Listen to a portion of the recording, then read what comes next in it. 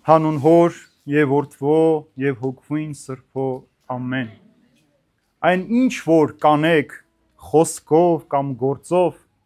արեք մեր Տեր Հիսուս Քրիստոսի անունով։ Մեծ պահքի 6-րդ հանգրվանն է, սիրելիներ, եւ այն կոչվում է Գալստյան կիրակի։ Մենք ապրեցինք բուն բարեկենդանի երջանիկ օրերի խորհուրդը, արտաքսման ցավը միայնության մեջ ապրեց, զգացումով ապրեցինք, անառակ որդու մերժված լինելու, բայց հայրական սիրո շնորհի նորից մեր պատվին վերականգնվեցինք, անիրավ տնտեսի պես հաշվետվություն ներկայացրեցինք մեր ապրած կյանքի օրերի, անիրավ դատավորի պես մեր միտքը անդրադարձավ, որ մեր հոգին էլ կարիք ունի իր մասին մտածելու, եւ այսօր այս 6-րդ հանգրվանին, որ կոչվում է Գալստյան կիրակի, պիտի խոսենք մեր Տիրոջ Հիսուս Քրիստոսի առաջին եւ երկրորդ գալուստների մասին։ Ինչու է Պետրոս Պողոս առաքյալ այսօր ասում, որ ինչ որ անեք, ինչ որ խոսեք, Հիսուս Քրիստոսի անունով արեք։ Եվ այսօրվա ավետարանի մեջ էլ Հիսուս իր խոսք ավարտեց ասելով, մինչև որ չասեք օրհնյալ է, որ նա գալիս է Տիրոջ անունով, մենք չենք կարող Հիսուս Քրիստոսին մեր կյանքի մեջ ունենալ։ Հիսուս առաջին անգամ իբրև բժիշկ, իբրև ընկեր ու բարեկամ եկավ մեր մեջ ապրելու, սիրելիներ։ Մարդիկ այնքան են հեռացել Տիրոջից, մեղք այնքան էր մարդկանց մեջ տիրական դարձել, որ Աստված գրեթե 400 տարի չխոսեց մարդկության հետ։ Բոլոր մարգարեները, ովքեր եկան Տիրոջ անունով խոսեցին, շատերին մարդիկ սպանեցին, սղոցեցին, քարկոծեցին, մերժեցին Աստծո խոսքը եւ ստիպված Աստծո որդին ինքը եկավ աշխարհ, գուցե մտածելով, որ մարդիկ կամանչեն իրենից եւ կմոտենան Աստծուն։ Մարդիկ սպասում են Քրիստոսի գալուստին, բայց երբ որ Քրիստոս եկավ, նրան չընդունեցին ու չսիրեցին։ Անկամ խաչի վրա մոտեցան Հիսուսին ասելով, եթե դու ես Աստծո որդին, որևէ հրաշք գործիր կամ իջիր այդտեղից, մենք կհավատանք քեզ։ Սա առաջին անգամվա համար, բայց հիմա երկրորդ անգամ, որ սպասում ենք մենք քրիստոնյաներս Տիրոջ գալուստին, Տերը պիտի գա մեզ դատելու իբրև արդար դատավոր, պիտի գա մեզ կանչելու, ցույց տալու մեր կեղծավոր էությունը, թե ինչպիսին են եղել մենք մարդկանց առջև եւ ինչպիսին ենք եղել մենք ներքին իբրև մարդ, մեր ներս ինչպիսին է եղել։ Եվ այսօրվա ավետարանի ընթերցումի մեջ շատ վտանգավոր բառեր ասվեց մեզ։ 7 անգամ Տերը ասեց. «Վայ ձեզ կեղծավորներիդ, հավատացյալներիդ, ովքեր որ ցույց եք տալիս, որ դուք հավատում եք, բայց իրականում դուք շատ հեռու եք ճշմարտությունից։ Որ դուք ասում է ծով ու ցամաք եք կտրում, գնում եք մեկ հոգու դարձի բերելու համար, բայց երբ որ դարձի է գալիս, ձեզանից ավելի վատն եք դարձնում»։ Ինչ է սա նշանակում, որ շատ հաճախ մենք քրիստոնյաներս, իբրև հավատացյալներ, խոսում ենք Սուրբ գրքից շատ սիրով, համոզիչ, բայց մեր կյանքը երբեք չի համապատասխանում այդ խոսքերին։ Վայ ձեզ ասում է, որ դուք չեք մտնում երկնքի արքայություն, եւ նրանք, ովքեր որ ուզում են մտնել, նրանց էլ պատճառ եք դառնում, որ չմտնեն, փակում եք նրանց ճանապարհը։ Վայ ձեզ ասում է կեղծավորներիդ, որ անանուխի, սամիթի, չամանի, տասանորդը պարտաճանաչ վճարում եք, բայց Աստծո արդարությունը, Աստծո ճշմարտությունը երբեք ձեր կյանքերի մեջ չկա։ Վայ ձեզ ասում է, որ գերեզմանի պես շատ գեղեցիկ եք, բայց ինչպես որ գերեզմանակարի տակը մեռած մարդու ոսկորներ ու ամեն տեսակ գարշահոտություն է, դուք այդպիսին եք երևում մարդկանց առջև, գերեզմանի պես գեղեցիկ, բայց ներսից նեխած ու գարշահոտ։ Վայ ձեզ, որ տաճարի վրա երթվելը մեղք չեք համարում, բայց ոսկու վրա երթվելը մեղք եք համարում։ Վայ ձեզ, կեղծավորներիդ։ Սա առաջին հերթին այս խոսքերը ուղղված էր այն ժամանակվա հոգևոր կրոնավոր մարդիկ, ովքեր հավատացյալներ էին, փարիսեցիները, որ ամբողջ Սուրբ Գիրքը անգիր գիտեին, օրենսգետները, որ Աստծո օրենքները գիտեին, սադուկեցիները, որ պահում են, վերջապես նրանք, ովքեր որ համարվում են Աստծո ժողովուրդ։ Եվ այսօր մենք քրիստոնյաներս, որ բազում աղետներ ենք տեսնում, բազում ցավեր ու վշտեր ենք քաշում մեր կյանքի մեջ, ինչու համար է այս ամենը մեր կյանքի մեջ։ Ամեն օր սա մարդուն հարց է. ինչու է այս կյանքը այսքան անարդար, չարությամբ եւ ատելությամբ։ Այսօրվա խոսքը, երբ որ սկսեց Հիսուս, մեկ պատճառով էր։ Փարիսեցիներից մեկը հարցրեց. Տեր, ո՞րն է ամենակարևոր օրենքը։ պատվիրանը։ Տերն ասաց, որ սիրիր քո Տեր Աստծուն քո ամբողջ սրտով, քո ամբողջ հոգով, քո ամբողջ էությամբ, եւ երկրորդը նման է սրան, սիրիր քո ընկերոջը, ինչպես քո անձ, ինչպես ինքդ քեզ ես սիրում։ Եթե այս երկու պատվիրանը պահես, ամբողջ ճշմարտությունը եւ սերը գործածած կդնես քո կյանքի մեջ։ Ինչու է այս հարցադրումով սկսում եւ ավարտում մինչեւ չասեք օրհնյալ է նա, որ գալիս է Տիրոջ անունով։ Մեկ շաբաթից ծաղկազարդ է։ Հիսուս հրաշափառ իր մուտքով պիտի գա Երուսաղեմ, պիտի գա մեր սրտերը մաքրելու։ Հիմա այդ մենք պիտի կանգնենք իր առջև, ինչ պիտի ասենք, որ մենք էր այս կեղծավորների պես, որոնց դու տեսար, հանդիմանեցիր, նրանց պես այսպես ենք ապրում, թե մենք իրականում ճշմարիտ քրիստոնյաներ ենք։ Ինչու է Տերը մեզ նմանեցնում գերեզմանակարին։ Ինչու է մեզ կեղտոտ բաժակին նմանեցնում, որ բաժակի արտաքին կողմը լվացած մաքուր է, բայց մեջ ամբողջությամբ կեղտ է։ Որովհետև մենք ցավոք սրտի հատկապես այսօրվա այս դարի ապրող մարդը միշտ արտաքին գեղեցկության համար է ապրում։ Միշտ արտաքին երևույթն ավելի շատ ձևի համար է ապրում, քան բովանդակության համար։ Ավելի շատ ուրիշների համար է ապրում, քան ինքը իր համար է ապրում, իր փրկության համար է ապրում։ Եվ երբ որ գանք կանգնենք Տիրոջ առջև, Տերը գալիս է, գալու է մեզ այցելության։ Մենք ուզենք թե չուզենք, հավատանք չհավատանք, Տերը կա եւ Տերը պիտի գա եւ մեզ պիտի կանչի այդ դատաստանին հաշվետվությանը։ Մենք ինչ պիտի ասենք։ Ժամանակ չենք ունեցել, ունեցել ենք, չենք լսել, լսել ենք, չենք իմացել, իմացել ենք։ Ուրեմն լսել, ընկալել եւ պահել, սա է այսօրվա կոչումը։ Եվ այսօր էլ Պողոս Առաքյալի խոսքը, ուրեմն դեն գցեք ասում է ձեզանից ամեն տեսակ պոռնկություն, շնություն, գողություն, սուտ, կեղծավորություն, ամբարտավանություն,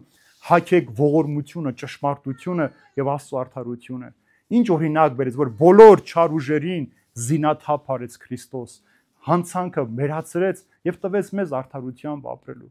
Բայց նույնիսկ մենք իբրև հավաքական ժողովուրդ եւ հայ ազգ, մեր մեջ այնքան բաժանում կա, այնքան չարություն կա, այնքան ատելության կա, որ մենք կարիք չունենք էլ մտածելու արտաքին թշնամիների մասին։ Մենք մեր ներսը կեղտոտ է, մեր ներսն է ապականված։ Եթե քո ներս ապականված է, դու քո եղբայրների հետ, քո քույրերի հետ չարությամբ ու ատելությամբ ես ապրում, արտաքին թշնամի միշտ պիտի քեզ հաղթի։ Արտաքին թշնամին քեզ միշտ պիտի նվաստացնի եւ ստորացնի։ Ինչպես որ հрьяաները հենց այդ ժամանակ գտնվում են ռոմեական կայսրության լծի տակ։ Իրենց ամբողջ ապրուստը հավաքագրում են, հարկերը, տուրքերը վերցնում, տանում են Հռոմ։ Այնպես էլ այսօր ապրող մարդու համար է, այսօրվա աշխարհի մեջ է։ Քանի մենք իբրև քրիստոնյաներ իրար ձեռ չենք մեկնել, հաշտությամբ ու սիրով չենք ապրել, խաղաղության մեջ չենք ապրել, մեկս մյուսին լսելու այդ պարզ ընդունակությունը չենք սովորել, մեր կյանքի մեջ ամեն օր թշնամություն եւ ատելություն պիտի լինի։ Մենք ամեն օր պիտի վախենանք ու սարսափենք արտաքին աշխարհի հասցվող երևույթներից, որովհետև մենք ներսում այդպես գերեզմանը քարի տակ եղած նեխած ու փտած մարդու վիճակում ենք։ Երբ որ մարդու ներսում խավար է, նա երբեք չի կարող լույսը տեսնել, սիրելիներ։ Երբ որ մարդու մեջ չարություն եւ ատելություն կա,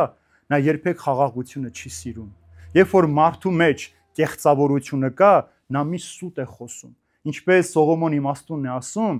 մահը եւ կյանքը մարդու լեզվի վրա են։ Մարդու լեզվից է կախված, կյանք կունենանք, թե մահ կունենանք։ Մեր լեզվից է կախված, մենք խաղաղ կապրենք, ճշմարտության սիրո մեջ կապրենք, թե չարության եւ ատելության մեջ կապրենք։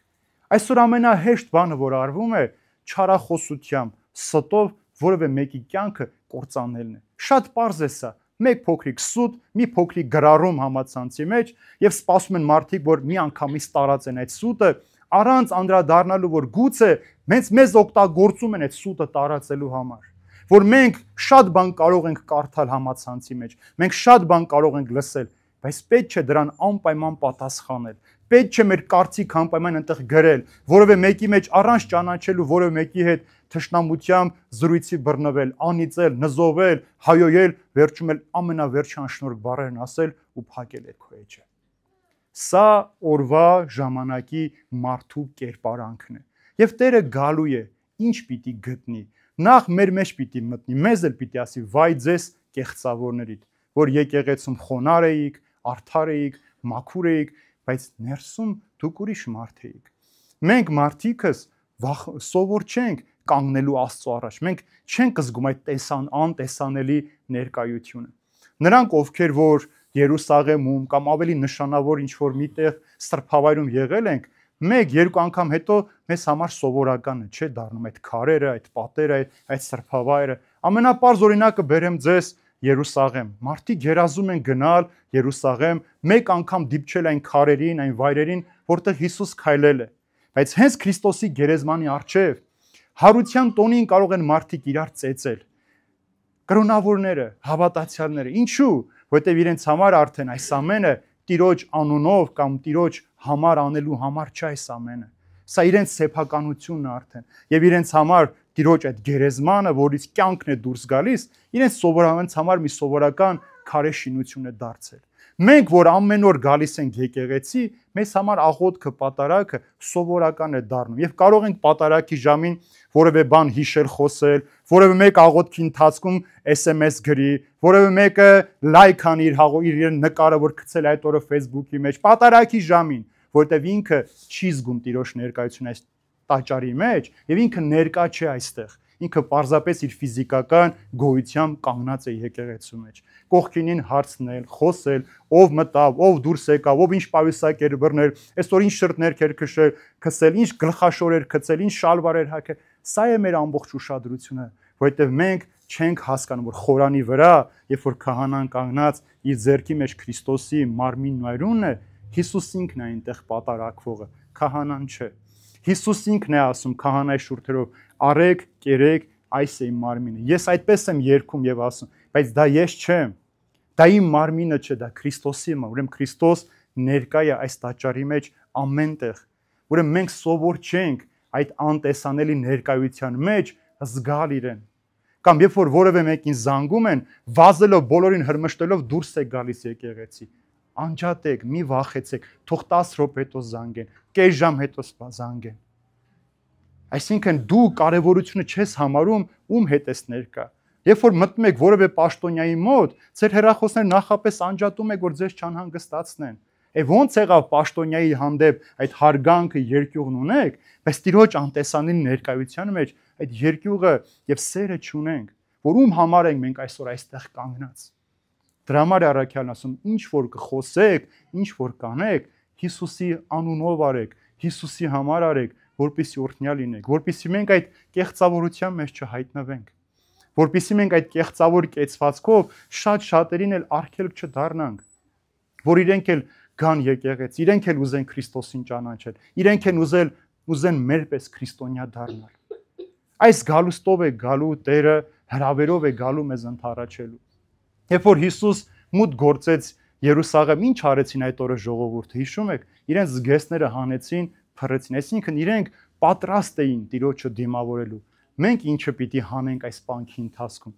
Մեր մեղքերը պիտի հանենք, փռենք Տիրոջ ոտքերի առջև, որ Տերը գա մեզ մաքրի ու սրբացնի։